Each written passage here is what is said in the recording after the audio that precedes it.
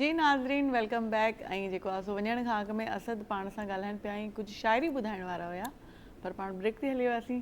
ॿीहर उन्हनि खां ॿुधूं था त कुछ जहन में आया था आपके?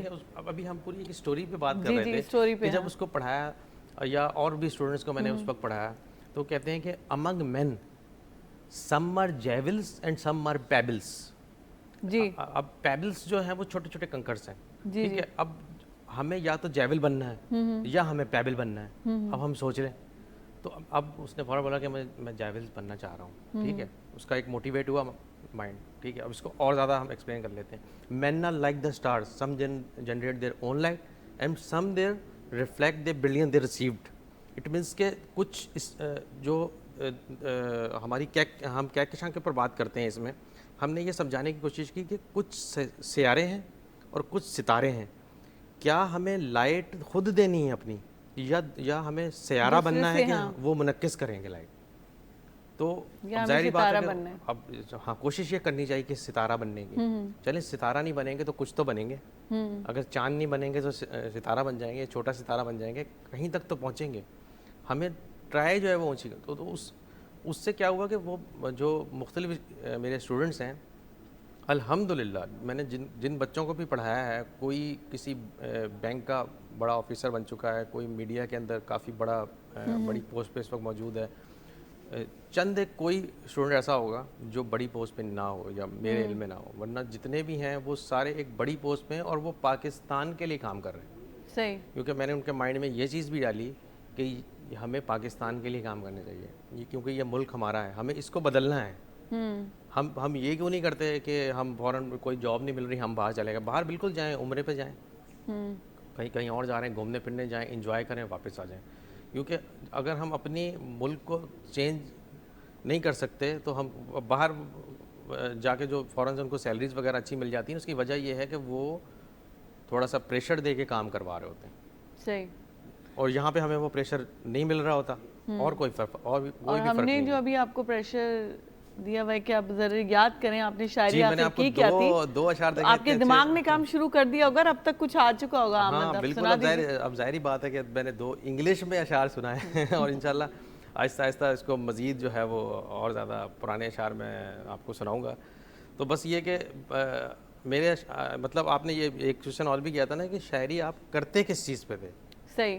मकसद क्या था मेरा? मोटिवेशन को सेट करना है। मतलब के जो लोगों की थॉट है ना, उनकी जो सोचने की पावर है, उसको सही डायरेक्शन में लाना है। मेरा टारगेट ये है। मतलब ये टारगेट था मेरा शायरी का, या इसे कोटेशंस कह लें या कुछ भी कह सकते हैं। जी आज़ाद शायरी कह सकते हैं। हाँ लेकिन इश्किया शायरी वगैरह वो इतनी कोई ख़ास मैंने नहीं की, ठीक है। बाकी ये कि तो अमजद साहब है ना, उन्होंने कर ली बस। लेकिन देखिए वो भी एक अच्छी शायरी है, उसको कोई वो नहीं है। देखिए हर चीज़ को अच्छे तरीके से किया जाए तो वो एक बेहतरीन है। बाकी माशाल्लाह सॉन्ग लिख रहे हैं सर, बड़ी बात है। और वो सॉन्ग सुने जाते हैं, वो हर तरह की शायरी उन्होंने की है। उन्होंने जो है वो अभी आपने सितारों सैयारों की बात की है, मुझे लग रहा है अभी तक आपको कुछ शेर अपना याद नहीं आ रहा। तो आपने सितारों और सैयारों से रिलेटेड एक कोट की बात की थी, तो हम उनकी तरफ चले जाते हैं, क्योंकि उन्होंने ज़रूर सितारों और सैयारों की कोई बात की है अपनी शायरी में, जो कि मेरी जो है ना इल्म में है। तो फरमाइश में करूंगी कि हमें प्योर शायर है ना, फिर ज़ाहिर है सर कुछ अता थी वने। हाँ मूं लिखियो सिंध जे हवाले सां त सयारनि सितारनि जी दुनिया थी सिंधड़ी, ॿियो जन्नत नज़ारनि जी दुनिया थी सिंधड़ी। वाह वाह वाह। सभिनि समुंड गहरनि किनारनि खां अॻिते, सतनि आसमाननि जहाननि खां अॻिते, वाह वाह। सिंध वारनि जी दुनिया थी सिंधड़ी। हड़ई नफ़रतूं जे लताड़े तूं ईंदे, जहालत खे टांडनि में साड़े तूं ईंदे। वाह वाह वाह वाह। अमुन अकुल वारनि जी दुनिया थी सिंधड़ी। सही।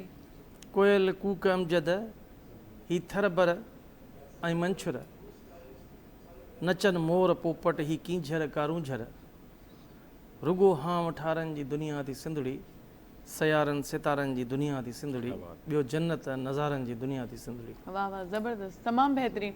हे माना कंहिं ॻायो बि आहे? इलाही दोस्तनि ॻायो आहे। इलाही दोस्तनि ॻायो आहे। तमामु मुंहिंजो यूट्यूब चैनल आहे पंहिंजो, उन ते जेके तव्हां वेंदो पोइट अमजद दुरानी लिखंदो, पाण ई अची वेंदो मुंहिंजा सभु सभु गीत जिन सभु बि गीत इनखे जेके जिन ॻायो बि ॻायो आहे आहे पोएट अमजद दुरानी लिखंदो सभु अची वेंदो तव्हांखे कंहिंजो ॻायल वधीक वणियो मुंहिंजे लाइ सभु ॻाइणा सुठा आहिनि हर कंहिं वटि पंहिंजो सुर जो तरीक़ो आहे सही। शफ़ी फ़क़ीर तमामु सुठो ॻाइणो आहे मूंखे पसंदि आहे पसंदि आहिनि तव्हां आशिक़ निज़ामाणी पंहिंजी जाइ ते उहो वरी उहो पंहिंजे त लाजवाब आहे माशाल्लाह कमाल इरफान समूह अंदाज़। मुंहिंजा कलाम ॻाया उहो नदीम मीराणी हूंदो हो छोकिरो हलाए उहो हाणे किथे आहे उन ॻाया कलाम इलाही ॿिया दोस्त आहिनि ज़ाहिद अली ज़ाहिद मुंहिंजा ॻाया कलाम घणा ॿियो हूंदो हुयो पंहिंजो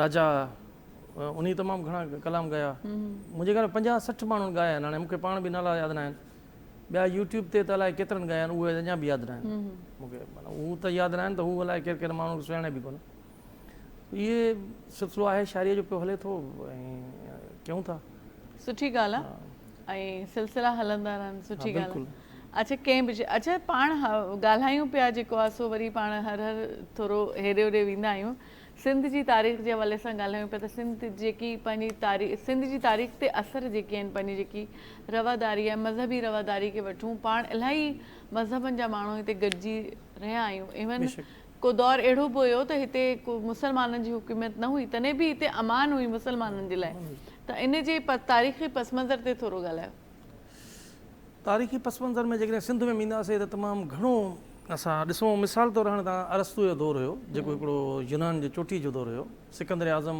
उन वक़्तु बादशाह हुयो ऐं हुन पूरी दुनिया फ़तेह कई अरस्तू जी निगरानी में अरस्तू हिकिड़ो बेदबिया ब्राह्मण जो फ़लसफ़ी हुयो असांजे सिंध जो उन साॻे दौर में जी जी तक़रीबन कोई 2 लख जे क़रीब उन दौर में अमाउंट हुन ख़र्चु कयो हुयो त इहो बेदबिया ब्राह्मण जो किताबु जेको फ़लसफ़े ते लिखियलु आहे इहो तूं कंहिं बि तरीक़े सां लाइब्रेरियुनि सां दोस्ती रखे छा बि करे बहरहाल उहो नकुल करे खणी अचो असांखे यूनान जे माण्हुनि हितां बेदबिया ब्राह्मण जो किताबु घुरायो ऐं जॾहिं अरबन फ़तेह कयो त उहो किताबु उन्हनि खे मिलियो उन्हनि वरी अरबी में ऐं पोइ वरी ॿियनि ॿोलियुनि में उहो तर्जुमो थियो जेको असां ताईं पहुतो ॾिसो एॾी वॾी सिंध जी तारीख़ आहे ईअं तव्हां ॾिसो जेकॾहिं अशोका खे ॾिसो त दुनिया जो जेको हुन कानूनी किताबु लिखियो अशोका उहो दुनिया में मशहूरु तरीन किताबु आहे सही इहो बि साॻियो ई दौरु हो अरस्तू खां थोरो बाद जो दौरु हो ईअं ई तव्हां अॻिते ईंदो वञा या अञा पोइते वञो जेकॾहिं मोहन जे दड़े में या मोहन जे दड़े खां बि पोइते जेके हाणे रिसर्च थी आहे त हाणे तव्हां ॾिसो त मोहन जे दड़े में लूडो जेको खेॾियो थो वञे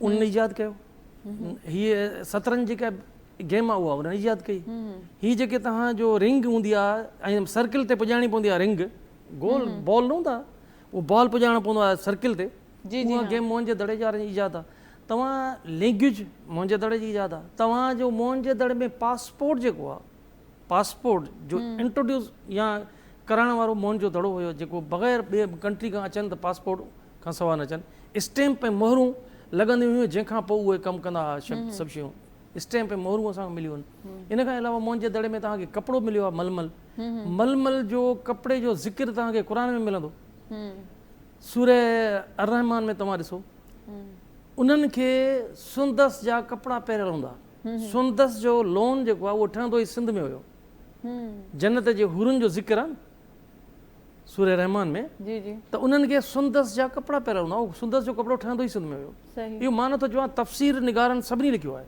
जेके बि तफ़सीर क़ुर जी लिखी आहे उन सभिनी लिखियो आहे इन खां पोइ हिनखे खूह ऐं पते जो वांगुरु खूह हुयो उन में हिकिड़े नबी खे माना उछले छॾियो उहो तव्हांखे मोहन जे दड़े में मिलंदो क़ुर शरीफ़ में लिखियल आहे खूहनि वारी क़ौम मोहन जे दड़े में 200 खां वधीक त खूह हुया त खूहनि वारी क़ौम ॿियो क़ुर शरीफ़ में लिखियल आहे अहिड़ी का क़ौम न आहे जंहिं ते असां रोज़ा फ़र्ज़ न आहिनि कया जिन ॾे पंहिंजो हादी न मोकिलियो आहे ए नबी असां तो ते बि रोज़ा फ़र्ज़ कयूं था तुंहिंजी क़ौम ते बि रोज़ा जीअं तव्हां नेकोकारनि में थी वञो अॼु बि हिंदू धर्म में रोज़ो रखियो थो वञे विर्त जंहिंखे चवंदा आहियूं उहे रखिया था वञनि त माना असां कंहिं क़ौम जा माण्हू आहियूं अशोका तव्हां ॾिसो त तमामु वॾा वॾा आलिम हज़रत नूह जो ॿेड़ो उहो हिंदुस्तान जे हिकिड़े शहर में ठहियो उनजा वण अॼु बि मौजूदु आहिनि इहो मां न बल्कि तमामु वॾा राइटर्स तमामु वॾा रिसर्चर हिंदुस्तान जा ऐं दुनिया जे ॿियनि मुल्कनि जा लिखिया आहिनि इहे शयूं हज़रत नूह जो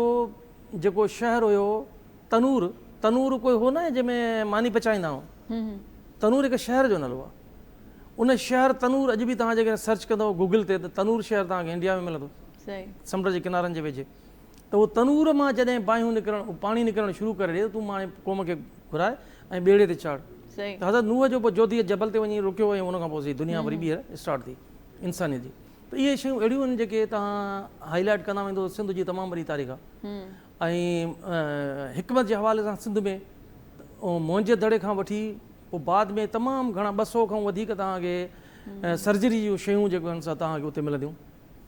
ऐं तव्हांखे इवन तव्हां जेकॾहिं इंदुर जो किताबु मिलंदो, इंदुर बज़ात ख़ुदि हुन हिकिड़ो जहाज़ ठाहियो हुयो। हाणे नई रिसर्च आई आहे इंग्लिश वारनि अंग्रेज़नि कई आहे ॿियनि जेके हिन ते कनि था पिया कार्बन टेस्ट ते, त हिन मोहन जे दड़े ते उन दौर जा ठहियल एटम बम उछलिया विया हुआ, न छड़ो मोहन जे दड़े ते पर 4 खनि 3 ढोलावेरा 2 ॿिया आहिनि इंडिया में शहर आहिनि, उन्हनि जे मथां बि इहो साॻियो विढ़ियो, इन्हनि पाण में फाइट कई जंहिंजे करे इहो तबाह बर्बाद थिया। ऐं इन्हनि जे लाशुनि जो जेको टेस्टूं कयूं हुयूं उन्हनि मां इहे सभु नतीजा निकिता आहिनि। ऐं इहो नयूं जदीद टेक्नोलॉजीज़ जे करे बड़ फ़ाइदो पियो आहे। त इहे सभु शयूं असांजे लाॻापियल आहिनि तारीख़ुनि सां, मोहन जे दड़े जी तारीख़ सां। उन खां पोइ इस्लाम जेको आयो त उहो इस्लाम अचण खां पोइ बि इस्लाम तरक़ी ॾिनी, कोई ज़ुल्म न थियो हिते। मिसाल तौरु मोहन जे दड़े खां पोइ जेॾीमहिल राजा ॾाहिर या चच जे दौर में जेॾीमहिल मोहम्मद बिन क़ासिम आयो 711 में ऐं 712 में जेॾीमहिल सिंध फतेह थियो त सिंध में हुन ऐलान करे छॾियो त को बि माण्हू जेको आहे माण्हू खां अलॻि न हुजे, सभु हिक ई जाइ ते हिक ई स्कूल में पढ़ंदा। छो त समाज चइनि हिसनि में विरहाइजी वियो, शूदर ऐं जेको आहे वेश, खत्री ऐं ब्राह्मण। त हाणे खत्री ब्राह्मण शूदर वेश त चई शूदर वेश ब्राह्मण सभु जो सभु हिकु जाइ ते पढ़ंदा, हिकिड़े स्कूल में पढ़ंदा। त माण्हू सभु हैरान थिया, कंहिं माण्हू ते ज़ुल्म न थींदो जेको असांखे महीने में हेतिरी टैक्स ॾींदो, उनजी का बि चोरी थींदी ज़िम्मेदार हुकूमत आहे। जेको मुस्लमान थियण थो चाहे ख़ुशी सां उहा टैक्स बि उन खां न वरिती वेंदी। त हज़ारनि जी तादाद में माण्हुनि एॾा इंसाफ़ ॿियो टियों ॾिसो माण्हू क़बूल कयो, जेके बि चना क़ौम आहे या हिंदू क़ौम आहे, महर क़ौम आहे या हिंदू क़ौम आहे, काहार क़ौम आहे पूरी हिंदू क़ौम आहे। सभई क़ौमूं हुयूं जेके अॼु बि उन क़ौम सां सॼी थी वञनि, पर सभु उहे मुस्लमान थी विया। क़ौमुनि जूं क़ौमूं मुस्लमान थी वियूं, उन्हनि जी क़ौम जा नाला साॻे रहिया, चना क़ौम हिंदू क़ौम आहे, राजपूत हिंदू क़ौम आहे। त इहे सभु मुस्लमान जो थिया, क़बीलनि जा क़बीला। त अॼु ताईं उन्हनि जूं ज़ातूं साॻियूं, नाला सिर्फ़ु उहे मटिया विया जंहिंमें शिरक हुयो, मुशरकाना शयूं हुयूं, अलाह खां सवाइ ॿिए कंहिं की पुकार हुई, त उहे शयूं मटी वियूं नाला, न त अदरवाइज़ नाला बि साॻिया रखिया विया। उन खां पोइ जेॾीमहिल हिननि वेदनि जूं तर्जुमा कया विया त असांजे उलमाए दीन जेके हुया उन वक़्तु उन्हनि फ़तवा ॾिनी त हीअ अहले किताब आहिनि असांजा। अॼु डॉक्टर ज़ाकिर नाइक पीस टीवी ते चवे थो त उहे आयतूं जेके क़ुर शरीफ़ मौजूदु उहे साॻियूं साॻियूं हिते आहिनि वेदनि में। ऐं वेदनि में नबी पाक सल्लल्लाहु अलैहि वसल्लम जो ज़िक्र आहे, चइनि साहबनि जो ज़िक्र आहे, इहो सॼो हुन तर्जुमा करे ॾिना आहिनि, किताब अची विया आहिनि सॼा मार्केट में, वेदनि जा तर्जुमा अची विया आहिनि। उन वक़्त जे आलमनि चयो त हीअ अहले किताब आहिनि, इन्हनि मां तव्हां शादियूं बि करे सघो था। उहे फ़तवाऊं उन दौर जे किताबनि में, अॼु जे दौर जे किताबनि में आहिनि मौजूदु। त इहे सभु शयूं ॿुधाइनि थियूं त मोहन जो दड़ो हुजे या हीअ असांजो बरेसगीर हुजे, इहो जेको इंडस वैली थो चयो वञे, त इहो तव्हांजो बांग्लादेश खां वठी ऐं वेंदे तव्हां ईरान जे बॉर्डर ताईं ॾिसंदो त हीअं पटी आहे पूरी जो पूरी पहाड़नि जी, इन खे असां बो चवंदा आहियूं, बो माना कमान, हीअ पूरी पहाड़नि जी कमान आहे जेका हेॾे बि समुंड में लहे थी ऐं फिरी वरी ईरान खां पोइ बि वञी समुंड में लहे थी। त इहा सॼी जो सॼी इंडस वैली हुई। इन इंडस वैली जेके बि इंडिया जा हिन वक़्तु शहर आहिनि, सभु जो सभु इन सिंधो दरिया जे ते हलनि था पिया। इन में सरस्वतियूं हुजनि, ॿियूं हुजनि, जेके बि नहरियूं आहिनि, सभु जो सभु इंडिया इहे सिंधो दरिया मां निकिरनि थियूं। तव्हांजो काबुल में वञे थो, काबुल वाह, इहो बि सिंधो दरिया मां निकिरे थो। त इहे जेके बि शयूं हुयूं वेंदे तव्हांजो अफ़गानिस्तान ते, इहो सॼो सिंध जी कल्चर सां तालुक़ु थो रखे। इहो वॾी सिंध हुई जेको तव्हांजी यानी की केटू पहाड़ खां हले थो ऐं वेंदो समुंड ताईं। इहो सॼो हिकिड़ो सिंध जो वैल्यू जेकॾहिं हुजे, पूरो हिकिड़ो नक्शो ठाहे तव्हां ॿुधाइजे, एॾी वॾी सिंध हुई जंहिं ते पुरअमन तरीक़े सां तालीमी ऐं तमामु वॾी दुनिया में तरक़ी थी, जिन असांखे कपिड़ो ॾिनो, ॾाहप ॾिनी, शऊर ॾिनो ऐं जेको आहे सो दुनिया खे लैंग्वेज ॾिनी, मोहरूं स्टैम्प्स ॾिना, रांदियूं ॾिनियूं। तव्हांखे ॾिसो त हिकिड़ी औरत जो नक्शो आहे जेको चवंदा आहिनि डांसिंग गर्ल, त मां चवंदो आहियां डांसिंग गर्ल न आहे, पर केॾो गुरूर सां तकबुर सां हीअं बीठी आहे सिधी थी, यानी की औरत केॾी हिकिड़ी मतिलबु त हिकिड़ो बीठी आहे। उनजा कपिड़ा ज़ाहिरी ॻाल्हि आहे पातल हूंदा, कंहिं सबबनि जे करे उहो कपिड़ा उनजा जो लथा आहिनि त उहा एज़िट ईअं महसूसु थिए। हुनखे चूड़ियूं पियूं ज़बरदस्त आज जूं, आज जी चूड़ियुनि तां बिल्कुलु ईअं बीठी आहे औरत हिकिड़ी। त हाणे अंदाज़ो लाइ उन वक़्तु औरत जे कल्चर जो या औरत जे मुक़ाम जो कहिड़ो हिकिड़ो बुलंद मुक़ाम हुयो। इहो बाद में असांजी सोसाइटी में जेके ईंदा विया माण्हू, उन्हनि पोइ आहिस्ते आहिस्ते तबाहियूं बर्बादियूं कयूं, लालची माण्हू। ऐं इहे त खोटाई थी असांजी कॾहिं 1920 में 21 में खोटाई थी आहे मोहन जे दड़े जी। हाणे वेझड़ में थी आहे कोई एॾो घणो अञा रहियल आहे, अञा रहियल आहे तक़रीबन, अञा रहियल आहे, अञा चवंदा न 30-40% थियो आहे, 30-40% थियो आहे। मुंहिंजे दड़े जो ई अञा 60 खां पोइ रहियल आहे। इन खां अलावा तव्हां सिंध में मां तव्हांखे ॾेखारियां, मां 30 अञा खोड़ अहिड़ियूं जायूं आहिनि, अहिड़ा माग आहिनि जिते अञा तव्हांखे इहो कमु थियणो आहे खोटराई जो। तव्हां ॾिसो, मां सिर्फ़ु ख़ैरपुर ज़िले जी ॻाल्हि थो कयां। ख़ैरपुर ज़िले में मां 32 माग उन्हनि जा हंध हर शइ इंट्रोड्यूस करायो, जेको इबरत मैगज़ीन में छपियो मुंहिंजो कॉलम इहो 90 95 96 दौर में, ऐं उहो लगातार 3 दफ़ा उन्हनि इबरत मैगज़ीन वारो छपियो। हलो ठीकु आहे, इहे कंटिन्यू कंदासीं, मागनि ते पाण ॿीहर ईंदासीं। नाज़रीन नंढी साई वठूं था, साई खां पोइ वरी मोटूं था। जी वेलकम बैक नाज़रीन, साई खां पोइ वरी हाज़िर आहियूं। ऐं ॻाल्हि हले पई त खोटराई जेका थी आहे असांजी तारीख़ी मागनि जी, अञा खोड़ रहनि था पिया, उन ते ई ॻाल्हाइनि पिया अमजद साहब। मां चाहींदसि त उन ई ॻाल्हि खे पाण कंटिन्यू कयूं। जी सर, तव्हां छा पिया ॿुधायो? हा, मां ॿुधायां पियो त मां सिर्फ़ु ख़ैरपुर जे हिकिड़े सिर्फ़ु डिस्ट्रिक्ट जे में 32 अहिड़ा तारीख़ी माग हुया जिन ते कमु बिल्कुलु न थियो आहे। सही। ऐं मूंखे अफ़सोस जो सां इहो चवणो थो पए त मां उते जॾहिं मां सॼी विज़िट कयुमि त उते तव्हांजे मुख़्तलिफ़ दरगाहनि जा साइन बोर्ड रोडनि ते लॻनि नज़र आया। हीअ दरगाह हिन तरफ़ आहे, पर उन दरगाह जे बिल्कुलु अपोज़िट बोन जे दड़े जहिड़ा जेको आहे सो तारीख़ी माग, उन्हनि ते को बि साइन बोर्ड न आहे लॻल यूनिवर्सिटी जे तरफ़ां। यूनिवर्सिटी जे वाइस चांसलर खे मूं ख़त लिखियो हुयो, ही तारीख़ी माग आहिनि, ऐं इन्हनि तारीख़ी मागुनि ते न छड़ो साइन बोर्ड हणायो पर विज़िट करायो पंहिंजे ॿारनि खे। जी एजुकेशन जो हिकिड़ो पार्ट बणायो। 32 माग मूं तव्हांखे नारे जे साइड मां इंडिकेट कयो हुयो त नारे जे साइड में हिकिड़ो पहले जो क़िलो आहे। हाणे पहले जे क़िले ते मूं जॾहिं मां रिसर्च कई त पहलाज जे नाले जी कोई तारीख़ मूंखे न पई मिले, पर मूं जॾहिं गीता खे पढ़ियो त हरणाकश जो पुट जो नालो पहलाज हुयो। हाणे पुट जो नालो पहलाज हुयो, ऐं वरी तारीख़ुनि खे वरी अञा मां जाचुमि त ख़बर पई त हुन पहलाज खे पहलो बि चयो वेंदो आहे। अच्छा। त मूं इहो इंडिकेट कयो त इहो पहलाज जो क़िलो हूंदो, ऐं इन में एॾी वॾी खट खां वॾियूं सिरूं आहिनि जेके पत्थर जे दौर जी। पत्थर जो दौर माना खट खां वॾियूं सिरूं, खट जेतिरियूं सिरूं, उन खां वॾियूं सिरूं पत्थरनि जूं ठहियल। ऐं पत्थर जो दौर जो मतिलबु आहे मोहन जे दड़े खां बि पुराणो दौर। हाणे उन ते का रिसर्च कोन थी थिए, को साइन बोर्ड कोन्हे। अॼु बि नारे जे इलाइक़नि में राइट हैंड जेकॾहिं वञिबो त उन पहाड़नि जे विच में आहे, उहो बि अॼु बि तारीख़ी माग ईअं दाऊं दो को करे को वञण लाइ तयारु न आहे। आख़िर उहो ज़ुल्म असां सां करे केरु? असां था चवंदा अंग्रेज़नि सां ज़ुल्म कयो, वरी था चवंदा असां मुस्लमाननि जी ज़ुल्म कयो। बाबा मुस्लमान कहिड़ो ज़ुल्म कयो? सही। मुस्लमाननि त खणियो मंदरनि मां सोन, कंहिंजे घर मां त कोन खयूं न। मंदरनि में बुत खे सोने जी कहिड़ी ज़रूरत आहे? माण्हुनि खे सोने जी ज़रूरत आहे न। पोइ जहिड़ी बात सोन निकितो त न छड़ो सिंध तरक़ी कई, पर सिंध खां अलावा दुनिया में ॿिया रहंदड़ जेके मुस्लमान ग़रीब गुरबत में गुज़ारे रहिया, उहो बैतुल माल जो फैज़ वरितो हुन। मंदरनि में छा पियो करे वठो? अॼु हाणे हिंदुस्तान में इहे जाॻियूं आहिनि तहरीकूं त हाणे असांखे मंदर में जान छॾाइणु खपे, बुत पाठ में जान छॾाइणु खपे। पाण उथारे उथिया तरीक़े जे लाइ, असां कोन था चऊं। उन खां पोइ मुस्लमाननि खां पोइ जेका सिंध तरक़ी कई, उहो तव्हांजे अखियुनि जे अॻियां आहे। सुमरा दौर हुयो या समा दौर हुयो। वरी जेकॾहिं अफ़गानिस्तान में जेके पाण में झड़ा थिया, हिननि जा ज़ाती झड़ा थिया, ख़ानदानी झड़ा थिया, हिक ॿिए सां विढ़िया बादशाहनि ते, तख़्तो ताज ते, जंहिंमें जेको आहे हिंदुस्तान खे भॼी आहे, के काॾे के सिंध ते हमला कया। 1520 में जेको अरगुननि तुर्खाननि ते लगातार 3 हमला कया, 4 में आख़िर सिंध फतेह करे अरगुननि, उन्हनि ते पंहिंजो जाइ ते वॾो हिकिड़ो ज़ुल्म कयो ऐं तमामु घणो क़त्लेआम कयो। इहो 1520 खां पोइ लगातार 75 साल हिननि जो दौरु रहियो, 55 साल दौरु रहियो, माना 1475 ताईं। त इहे जेको आहे सो दौरु इन्हनि जो रहियो ऐं उन क़त्लेआम खे। उन खां पोइ वरी तव्हां ॾिसंदव जेकॾहिं त वरी तव्हां जेकी दौरु थो अचे त वरी तव्हांखे पुरमन दौरु लॻंदो, तरक़ी जो दौरु लॻंदो। सिंध जे जेको आहे तमामु घणो इवन तव्हांखे ॿुधायां सिंध जो वॾे में वॾो किरदारु, जॾहिं पाकिस्तान जी तहरीक हली त सिंध वाहिद सूबो हुयो जंहिं चयो त पाकिस्तान असांखे अलॻि मुल्क खपे। बिल्कुलु। हा। ऐं मुल्क खपे, न छड़ो करारदाद पास थी त चइनी सूबनि मां कंहिं हिकिड़े माण्हू बि करारदाद सिंध में, न छड़ो सिंध में करारदाद पास थी, पर पाकिस्तान ठाहिण वारो ई सिंध हुयो। माना chief of army staff Sindh में, सदर पाकिस्तान सिंध में, वज़ीर आज़म सिंध में। हीअ त अयूब खान 63 खां पोइ जेको आहे सिंताज मुआहिदा भी सिंध से हुआ था। नहीं, अच्छा चलिए वो तो अभी मैं तारीख पे जाना चाह रही हूँ। जो हमने बात की थी, इन्होंने जो भी बात की मोइन जदोड़ो की, ज़ाहिर है आप भी देखा जाए तो बिलोंग यहीं से करते हैं, आपकी फैमिली बहुत सालों से यहीं पे है, आपने कहा अभी। तो आपने विजिट किया है कभी मोइन जदोड़ो? आप कभी गए हैं? बहुत छोटा था उस वक्त गया था। और देखें सिंध में वाकई जो है वो बहुत कदीम है, मतलब जहाँ तक हमारी आंख कहती है। लेकिन जाहिर बात है जो इस चीज़ के जो साइंटिस्ट हैं, जब उन्होंने इस चीज़ पे सर्च भी किया تو ہماری تاریخ جو ہے وہ ایران سے بھی پرانی ہے. جیسے کہا جاتا ہے نا کہ ابھی سر سے بھی بات ہو رہی تھی بریک میں کہ ایران سے جو ہے وہ ساری تاریخ وغیرہ آئی. کچھ لوگوں کا کہنا ایسا، لیکن ایسا نہیں ہے. سندھ سب سے پرانی ثقافت جو ہے وہ سندھ کی ہے. جی جی سندھ سے ہی چیزیں ساری نکلیں اور وہ آہستہ آہستہ اطراف میں وہ پھیل گئیں.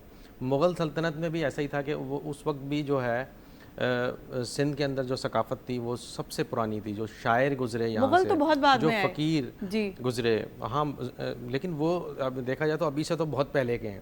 وہ تو کافی بعد میں آئے لیکن ابھی سے تو بہت پہلے کے ہیں. تو سندھ کا جو جتنا بھی اسٹرکچر ہے وہ سارا کا سارا کاپی کیا جاتا ہے پوری دنیا میں. جی پوری دنیا میں وہ چیزیں کاپی کی جا رہی ہیں. اس کی ثقافت جو ہے وہ بے حد پرانی ہے. اور سندھی زبان بھی جو ہے وہ بہت پرانی ہے. وہ ایسے بھی پتہ لگتا ہے کہ اس کے جو الفابیٹ ہیں وہ بہت زیادہ ہیں. اور باقی جو زبانیں ہیں وہ بھی اس کو مل کر بنی. سب تو نہیں کہہ سکتے لیکن زیادہ تر زبانیں جو ہیں وہ اس کو مل کر جو ہے وہ زبانیں بنی. اس کے الفاظ لیے گئے ہیں. دنیا میں بہت سی اور زبانوں کی یہی ہسٹری ہے. جی دنیا میں جتنی بھی لینگویجز ہوتی ہیں نا وہ ایک دوسرے کے الفاظ ہاں، لیتی لیکن ہیں. جو پرانی لینگویجز ہیں اس کے اندر سندھی زبان آتی ہے. جو سندھی زبان ہے وہ ہاں مطلب بہت پرانی ہے. اور اس سے جو ہے نا مختلف جو زبانیں بنی ہیں وہ تو بعد میں کریٹ ہوئی ہیں. تو اگر ہم اس کی ثقافت کو، ہمارا یہ ظاہری بات ہے پروگرام کرنے کا بھی یہی مقصد ہے نا کہ اس کی جب ثقافت کو ہم بہت ڈیپلی پڑھیں گے تو ہمیں وہ چیزیں پتہ چل جائیں گی جو چیزیں دوسری ثقافت کے اندر موجود نہیں ہیں. جہاں پہ ہمیں وہ چیزیں مل جائیں گی. نہیں لیکن ہم ڈیپلی کب پڑھیں گے؟ بالکل ہم پڑھ رہے ہیں. سوال یہ ہے کہ ہم کب پڑھیں گے. ہاں دیکھیں ہم پڑھ رہے ہیں، ایسی بات نہیں ہے، لیکن اس کو مطلب مزید آپ آئی ٹی کی فیلڈ سے ہیں، آپ اس زمن میں آپ کیا کر سکتے ہیں؟ اچھا لازمی نہیں ہے کہ ہم اس کو ہم اسی زبان سے ہی پڑھیں. ہم ٹرانسلیٹ کر کے پڑھ سکتے ہیں. دیکھیں آج کل جو ہے تو آپ اے آئی کا زمانہ ہے. آپ وہ ثقافت لیں، اس کو ٹرانسلیٹ کریں اور پڑھ لیں. کیونکہ ایک بڑی ایج کا ہے اگر کوئی ہے اس کو اتنی ایزیلی وہ نہیں سمجھ پاتا، صحیح، تو وہ اس کو ٹرانسلیٹ کریں اور ساری ثقافت کو پڑھیں. وہ شاعری پڑھیں. اور کیونکہ وہ پہلے جو شاعر گزرے تھے تو وہ ریئل شاعر تھے. ابھی جو شاعر گزرے نہیں مطلب جو چل رہے ہیں وہ شاعر اچھے ہیں لیکن وہ اس لیول کے شاعر ان کو بننے کے لیے ان کو بھی ٹائم لگے گا. کیونکہ ان کو اس چیز کی فیسلٹی موجود ہے کہ وہ آن لائن بھی چیزیں دیکھ سکتے ہیں، بک سے بھی پڑھ سکتے ہیں. شاعر تو وہ تھے نا جو جن کے پاس کچھ بھی نہیں تھا، ایک درخت کے نیچے بیٹھے تھے اور شاعری کر دیتے تھے. صحیح.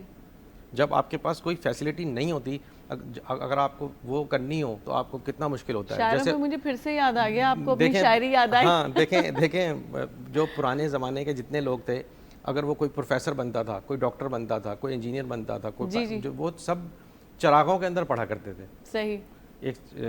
اور جہاں چراغ بھی نہیں ہوتے تھے نا، رات کے ٹائم پہ جگنو جو ہے وہ گزر رہے ہوتے تھے. وہ جگنوؤں کو اکٹھا کر لیتے تھے، اس کے بعد وہ ایک پوٹلی میں مان لیتے تھے اور اس کی روشنی سے وہ پڑھا کرتے تھے. یہ بالکل ہمارے قریبی لوگ ایسے ہیں جو آپ کو یہ قصے بتاتے ہیں، جی بتا چکے ہیں، ان کی ڈیتھ بھی ہو چکی ہے اس کی. تو وہ جگنو کی لائٹ لے کے اس سے وہ پڑھا کرتے تھے اور وہ پاکستان کے نامی گرامی پروفیسر بھی بنے. اچھا، آپ نے کبھی جگنو دیکھے؟ دیکھیں یہاں پہ ایسا نہیں ہوگا کہ جگنو نہیں ہوں گے. جو لائٹ ہے نا وہ آلریڈی کراچی میں کافی زیادہ ہے. جی ٹھیک ہے. یہاں پہ اگر جگنو جا بھی رہے ہوں گے نا تو وہ اس کی لائٹ تھوڑی مدھم پڑ جائے گی. یہاں پہ تو ہے ہی نہیں. لیکن گاؤں میں پرندوں کو سب کو ناراض کر دیا، سب یہاں سے چلے گئے.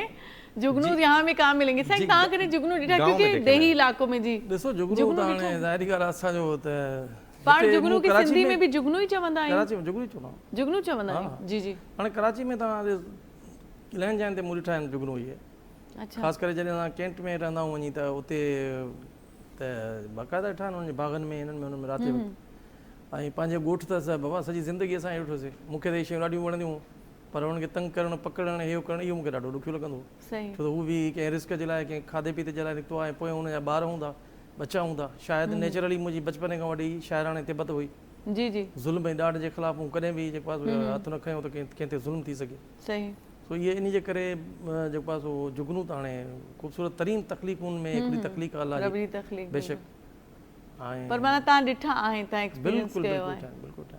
ऐं कॾहिं गॾु कयनि मुझे जीअं बचपन ॿुधाइनि का पियो एक न न किस्सा याद आ रहा है ये शइ मूं कोन थी सघे माण्हू पोपटनि में धागा ॿधी देखिए मुझे एक बचपन का किस्सा याद आ रहा है। एक दफ़ा बचपन में बारिश हो रही थी तो हम लोगों जल्दी ने जुगनू सुनाइएगा पकड़ा। क्योंकि किस्सा हमारा खत्म होने वाला है। कोई बात नहीं। देखिए जुगनू हम लोगों ने पकड़ा, उसका पूरा ऑपरेशन कर दिया।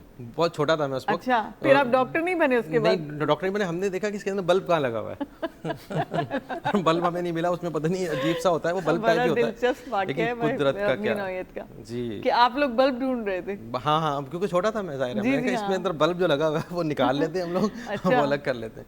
लेकिन उसके अंदर वो अजीब सा जो है वो वाइट होता है और एक सिस्टम है, क्योंकि कुदरत की तो तख्लीक ही अलग है। वो तो ट्रांसपेरेंट मछली है। ये तो सिर्फ जुगनू है ना, आप समंदर में इतनी स्पीशीज हैं उनमें से लाइट्स निकलती हैं ट्रांसपेरेंट। और वो आप कभी आपने देखा हो ऐसे चैनल्स हैं जहाँ पे वो चीज़ें, लोग तो पता नहीं कहाँ तहों में चले गए, हमें भी बहुत टाइम है पता नहीं। अच्छा चलें, कोई मैसेज अच्छा से दे दीजिए।